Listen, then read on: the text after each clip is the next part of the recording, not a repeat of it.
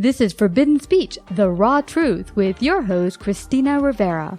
In this Savvy Broadcasting series, we delve into hot topics affecting us all. With cancel culture and big tech censoring any opposing ideas and thoughts outside of mainstream ideology, it has become more important than ever that we tell the raw truth about everything from U.S. world politics, COVID, Christianity, and everything in between. We invite all points of view to come and share their perspective honestly and respectfully. Hi, Guy Mitchell. Welcome to Savvy Broadcasting's Forbidden Speech, the raw truth. I'm so grateful to have you here today.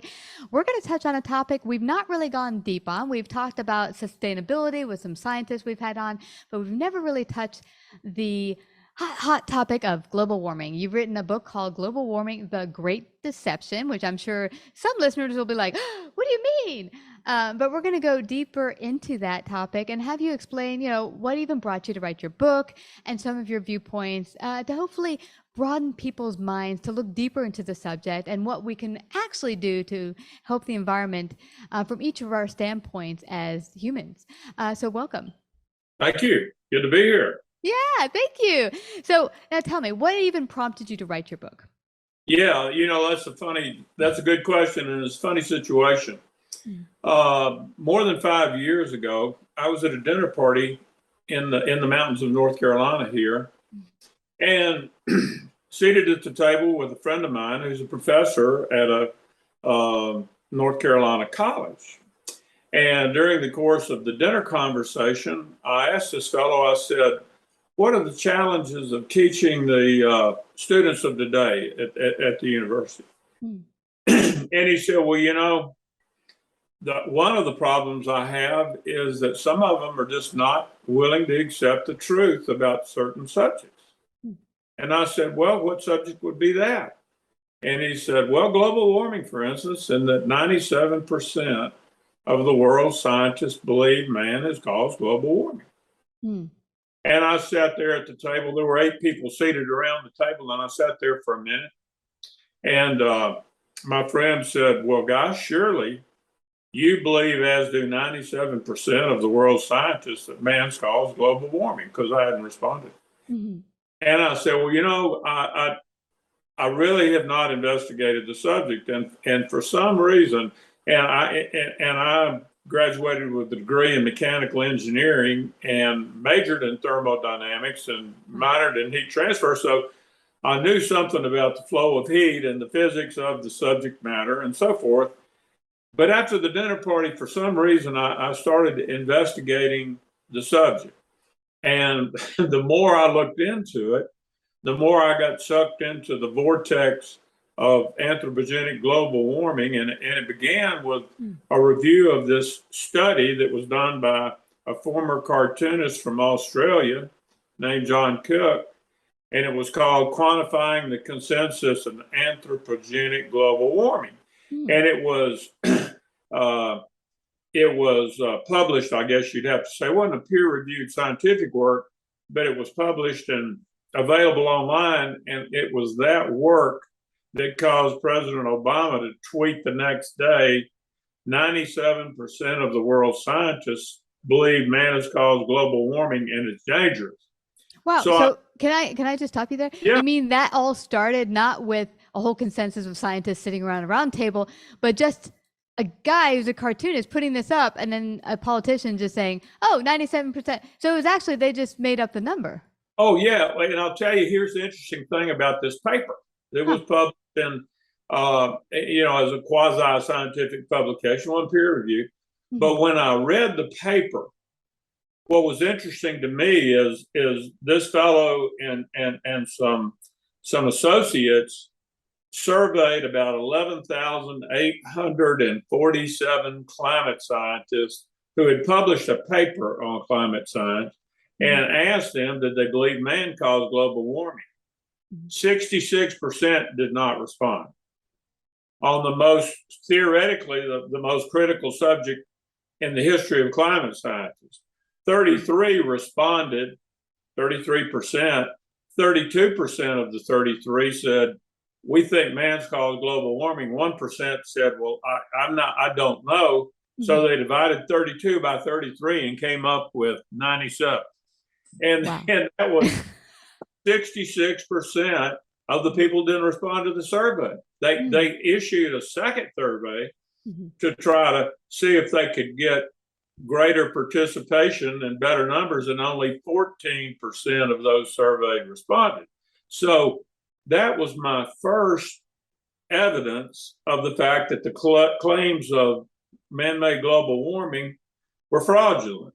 Well, then I began more research, and I ended up spending 4.5 years and more than 4,000 man hours researching the subject, reading peer-reviewed scientific papers published in scientific journals, studying the fields of quantum mechanics and spectroscopy and atmospheric physics, because I wanted to understand the science.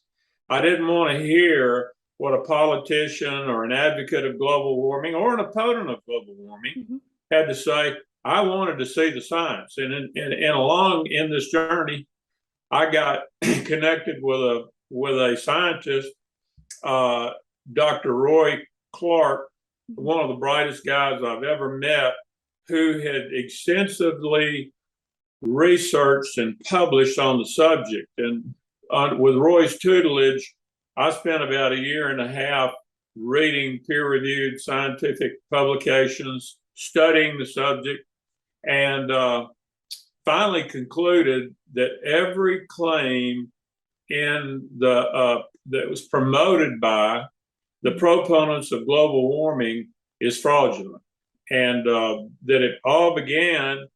Well, it began earlier than 1988, but it certainly began with the United Nations Intergovernmental Panel for Climate Change, which was formed in 1988, and then moved forward from there. So it was quite an interesting journey, and my first effort was really to deep dive into the science and ask the question, what happens when a molecule of carbon dioxide in the atmosphere absorbs a long-wave infrared photon that's emitted by the Earth's surface, and what the subsequent heat transfer issues are.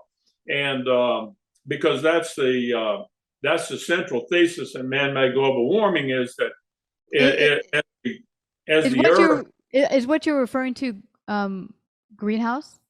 Is that yeah, it's the concept of what's known as the greenhouse gas theory, which in fact is a proven theory. There are two main greenhouse gases. Well, there are two major greenhouse gases. One of them is carbon dioxide, which only comprises 0.04% of the Earth's atmosphere, and the other one is water vapor, which is H2O in a gaseous form, and it comprises anywhere from 2.5% to 4% of the atmosphere, and it's the major greenhouse gas.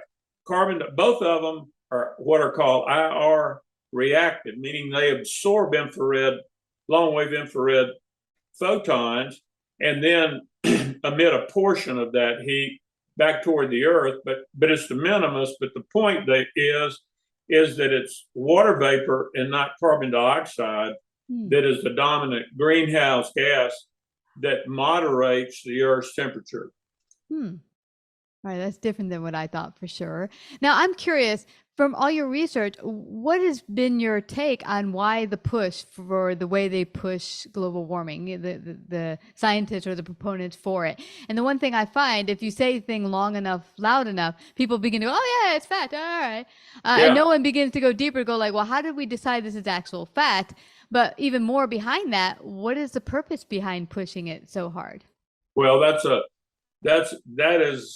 is a great question, and actually it's a central issue, and it all has to do with the money, Christine. If you follow the money, you'll understand the motivation behind the proponents of the man-made global warming hypothesis. And it goes like this. Since probably 1980, there's been over $1 trillion spent on climate change, global warming research, without a thing to show for it. None of the models that have been developed by the Intergovernmental Panel for Climate Change, IPCC. None of those models can accurately predict the future temperature change of the Earth, and I want to address that in a minute, primarily because it's a fraudulent hypothesis. You can't prove a fraudulent hypothesis, but it starts with the money. And it's about all of these, or all of the proponents of the global warming hypothesis are funded by governments and non-governmental organizations, nonprofits, and they're, quite frankly, they're funded to try to prove man's caused global warming. Now, the second thing about the UN IPCC is they state in their report, which shocked me as I read this, that their goal is to address, and several politicians from, people like John Kerry, Al Gore, they state they want to address socioeconomic inequalities in the world under the auspices of climate change. What they want to do is transfer wealth from the developed nations to the developing nations. Now, a mechanism to do that, and I'm going to come back to this in a minute, is trading carbon credits. So for the UN, it's about research, funding, and about transferring its wealth transfer for the politicians, certain worldwide politicians, U.S. politicians. It's all about the power, because they can control with some of the legislation that's been proposed, that they will be able to significantly change and control many aspects of your life and my life and every other American's life, from the kinds of transportation we use, the kind of engines power your personal vehicle, if it's an internal combustion engine or electric car, the composition of the power grid. And you folks in Texas are well familiar with what happens when you're too dependent on wind and solar. And so for the politicians, it's about power, and of course, money follows power. But finally, for the global investment firms, it's all about money, because in 2004, when former Vice President Al Gore and a partner from Goldman Sachs founded Generational Investment Management in London, the worldwide market for trading carbon credits was $10 billion in 2004.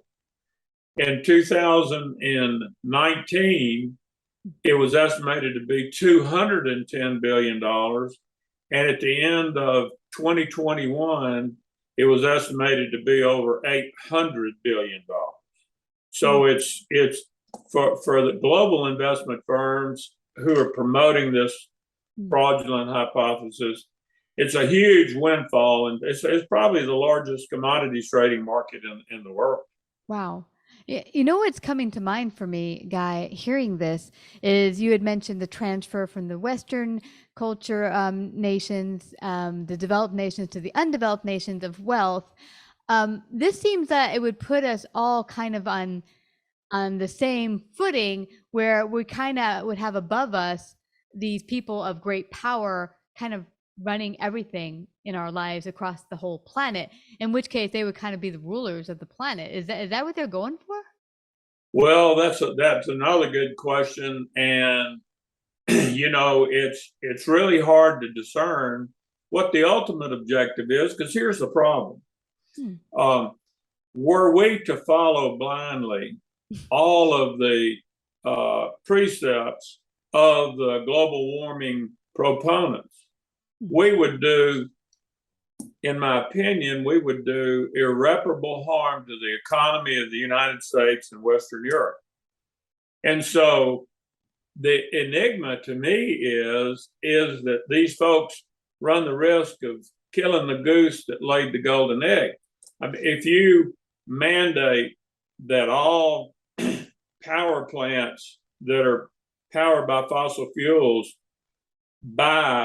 which they'd have to, because you can't change your operating practice, buy carbon credits to offsets to offset the CO2 emissions you have. Of course, that benefits a global investment firm, but it increases the energy cost of users, not just consumers, but businesses, manufacturers in the United States and in Western Europe. And the interesting thing here is that in the year 2000, in Western Europe, they had about 200,000 megawatts, million watts of fossil fuel powered electric generation in Europe, 200,000 megawatts. The same year in China, they had 200,000 megawatts. In 2020, Europe had reduced their capacity. They're shutting down fossil fuel power plants, and their goal is to have them. They've shut down half of them in the continent, and their goal is to have them all shut down by 2030. Since 2000, the Chinese have increased their capacity of fossil fuel plants from 200,000 megawatts to a million megawatts, and they have another 200,000 either under construction or planned. So anybody that thinks that the Chinese are going to ban fossil fuel coal-fired power plants are just naive. And I guess that people don't realize that our atmosphere here in the United States is connected to the atmosphere in China. Yeah, we're one planet. And so the idea that if we irreparably damage our economy by trying to significantly reduce or eliminate fossil fuels as an energy source is just the most nonsensical. It's ludicrous. It's the most nonsensical thing that I've heard of in my lifetime, really. Yeah, and what's not really being talked about a lot is that a lot of the so-called green energy uses generation plants that need fossil fuel. So let's say we go only to solar or whatever, we still need to generate and use generators to operate those green power. So we're not really totally getting away from using fossil fuels. And then, it also concerns me, this movement of economy across the globe. The end goal is we're all going to be hurting across the globe, because if the Western nations fall in the economy, generally it'll hit the whole world, and everyone will be hurting, not just us. Well, that's exactly right. There are a couple interesting points, I think. First thing to remember is that in 2021, 60% of the electricity generated in the United States came from fossil fuel powered plants, gas and coal. 20% came from nuclear, 20% came from alternative energy sources, 13% wind and solar, and 7% hydroelectric. So even if every person in the United States said today, let's eliminate fossil fuel powered power plants and erect wind and solar, it would take us decades to do that. And by the way, the problem is, as you know, in Texas, you need backups for wind and solar powered generating facilities, because there are times when the wind doesn't blow, and there are times when weather or clouds obscure the full sunlight. And so you'll never be able to get rid, unless you increase the nuclear capacity. Yeah. What is your take on nuclear? I mean, I know people are scared of it because they've heard of Chernobyl and other accidents in Fukushima, but is it a cleaner way to disperse energy, or what is your take on that? Yeah, I mean, I think, first of all, it's important to understand France, for example, has generated more than 80% of their electricity from nuclear power plants for the last 50 years. And there are countries all around the globe that are not as sophisticated as the United States, don't have the kind of operating regulations and controls that are operating nuclear powered power plants. Now, the only negative aspect of a nuclear power plant, if you set aside the possibility of a problem with the losing control of the reactor, which is pretty much that problem's been squared away, is what do you do with the spent fuel? Because it continues to be radioactive, and the half-life on, spent uranium enriched fuel is thousands of years. But it can be stored safely. And so we ought to be looking at nuclear power and permitting. The last nuclear power plant permitted in the United States was in 2013. And it had been 30 years since a nuclear plant had been permitted before that time. So we've got to wake up and realize that nuclear plants can be operated safely. And the thing that is a mystery to me is that we want to try. The Biden administration wants to force a reconfiguration of our power grid and phase out fossil fuels and try to ramp up wind and solar. Yeah. And what you're going to end up with is a power grid that is not as reliable, energy costs that are much higher than we have today. Yeah. And we're going to be at a disadvantage with other major manufacturers in the world, like China and India and different places. It's just, we're kind of committing political suicide. Yeah. And also, there's an elephant in the room that most people aren't even looking at, and that is the way we run our modern life. Everything is pretty much running through modern conveniences, whether it's our computers. You go into a store, they ring you up, not in one of those old big fashioned, cash register. Cash register, but computers. And if we don't have a grid that's operational, everything that we use in order to operate our lives, including our cell phones, would go down. Because even the grid that operates our phones, those need power. And so I think what a lot of people aren't taking into effect, what we've come to have a comfortable life and become relied on, would go away tomorrow if we were to just get rid of all fossil fuel. What is your take on what people can do? This is the thing that bothers me. When we regulate things, we give things to a third party, whatever organization that might be, a governmental organization, UN, whatever, that it takes the power out of our own hand and the responsibility. And then we could just say, oh, we're being good people. Look, we'll let the United Nations take care of it.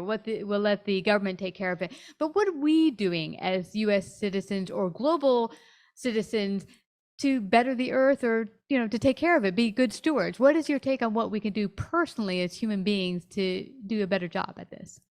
Well, I'd like to first, that's a great question. I'd like to answer that in several parts. The first part is everyone needs to educate themselves to understand that fossil fuels and the carbon atom are not our enemy. Man has depended on the carbon atom for millennia, since the first caveman made a fire and threw wood on it and released the energy stored by virtue of photosynthesis in the wood. So the fossil fuels are not our enemy. Carbon dioxide does not cause global warming. And if you get my book, Global Warming, The Great Deception, and you read it, the first thing you'll understand is the science demonstrate. First principles of science in thermodynamics, spectroscopy, quantum mechanics, atmospheric physics prove CO2 in the atmosphere does not cause global warming. So once you get over that hurdle, then the next thing to understand is, and this is the point that I make in my book in the subtitle, it's called The Triumph of Dollars and Politics Over Science and Why You Should Care. And here's why we should all care, is because if politicians and regulators are allowed to use pseudoscience, which was part of what was employed during the coronavirus pandemic, and is being employed now in this global warming hypothesis by the proponents, these climate scientists. If politicians and regulators are allowed to use pseudoscience to pass laws and regulations and under the facade of the common good, all of our personal liberties, many of our personal liberties will be eroded. I'll give you an example.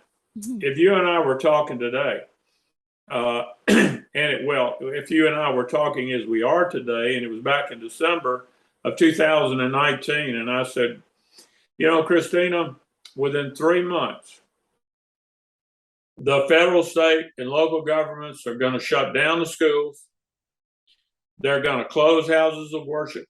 They're going to close certain businesses and allow others to open, but they're going to dictate the hours of operation.